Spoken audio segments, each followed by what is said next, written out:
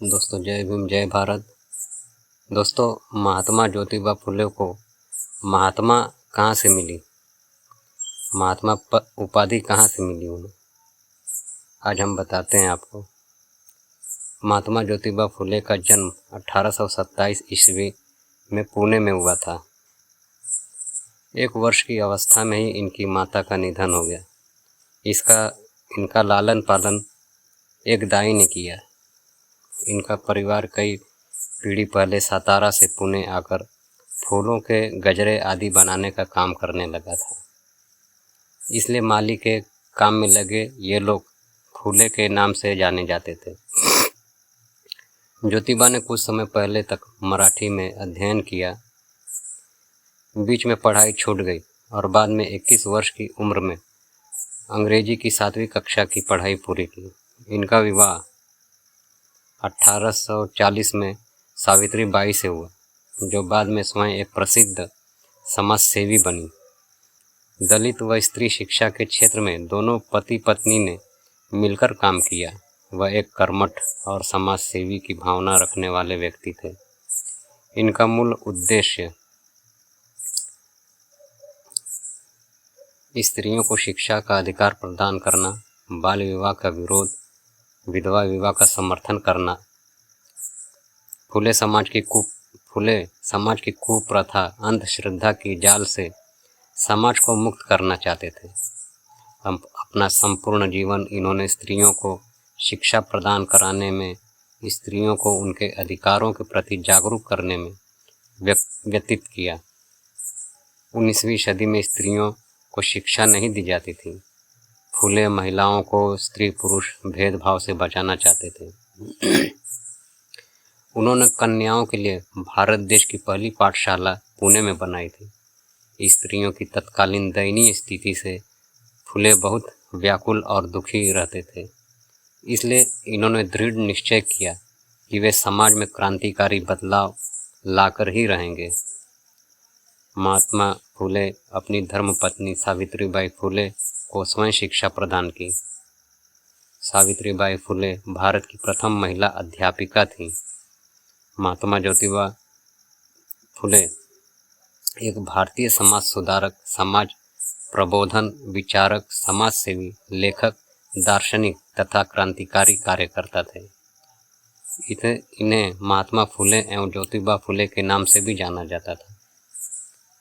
इन्हें महाराष्ट्र में सत्य शोधक समाज नामक संस्था का गठन किया। सितंबर 1873 में महिलाओं व पिछड़ों और अछूतों के उत्थान के लिए इन्होंने अनेक कार्य किए। समाज के सभी वर्गों को शिक्षा प्रदान करने के ये प्रबल समर्थक थे। वे भारतीय समाज में प्रचलित जाति पर आधारित विभाजन और भेदभाव के विरुद्ध थे। निर्धन तथा निर्बल वर्ग को न्याय दिलाने के लिए ज्योतिबा ने सत्य शोधक समाज 1873 में स्थापित किया। इनकी समाज सेवा देखकर 1888 ईस्वी में मुंबई की एक विशाल जनसभा में उन्हें महात्मा की उपाधि दी। ज्योतिबा ने ब्राह्मण पुरोहित के बिना ही विवाह संस्कार आरंभ कराया और इसे मुंबई उच्च न्यायालय से भी मान्यता मिली। वे बाल विवाह विरोधी और विधवा विवाह के समर्थक थे। अपने जीवन काल में इन्होंने कई पुस्तकें भी लिखी। गुलामगिरी, तृतीय रत्न, छत्रपति शिवाजी, राजा भोसले का पोवाड़ा, किसान का कोड़ा, अछूतों की कैफियत। महात्मा ज्योतिबा फुले व उनके संगठन के संघर्ष के कारण सरकार ने एग्रीकल्चर एक्ट पास किया। धर्म, समाज और परंपराओं के सत्य को सामने लाने हेतु उन्होंने अनेक पुस्तकें भी लिखी।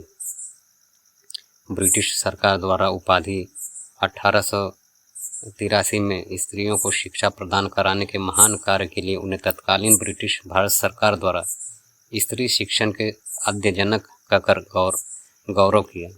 इन्होंने विधवाओं और महिलाओं के कल्याण के लिए बहुत काम किया। इसके साथ ही किसानों की हालत सुधारने और उनके कल्याण के लिए भी काफ़ी प्रयास किए। स्त्रियों की दशा सुधारने और उनकी शिक्षा के लिए फुले ने 1848 में एक स्कूल खोला। यह इस काम के लिए देश में पहला विद्यालय था। लड़कियों को पढ़ाने के लिए अध्यापिका नहीं मिली तो उन्होंने कुछ दिन स्वयं यह काम करके अपनी पत्नी सावित्री फुले को इस योग्य बना दिया। कुछ लोगों ने आरंभ से ही उनके काम में बाधा डालने की चेष्टा की, किंतु जब फुले आगे बढ़ते ही गए तो उनके पिता पर दबाव डालकर पति पत्नी को घर से निकलवा दिया। इससे कुछ समय के लिए उनका काम रुका अवश्य, पर शीघ्र ही उन्होंने एक के बाद एक बालिकाओं के 3 स्कूल खोल दिए। ज्योतिबा को संत महात्माओं की जीवनियाँ पढ़ने में बड़ी रुचि थी। उन्हें ज्ञान हुआ कि जब भगवान के सामने सब नर नारी समान हैं तो उनमें ऊंच नीच का भेद क्यों होना चाहिए। स्त्रियों की दशा सुधारने और उनके शिक्षा के लिए ज्योतिबा ने 1848 में ही एक स्कूल खोला। यह इस काम के लिए देश में पहला विद्यालय था। लड़कियों को पढ़ाने के लिए अध्यापिका नहीं मिली तो उन्होंने कुछ दिन स्वयं यह काम करके अपनी पत्नी सावित्री को इस योग्य बना दिया।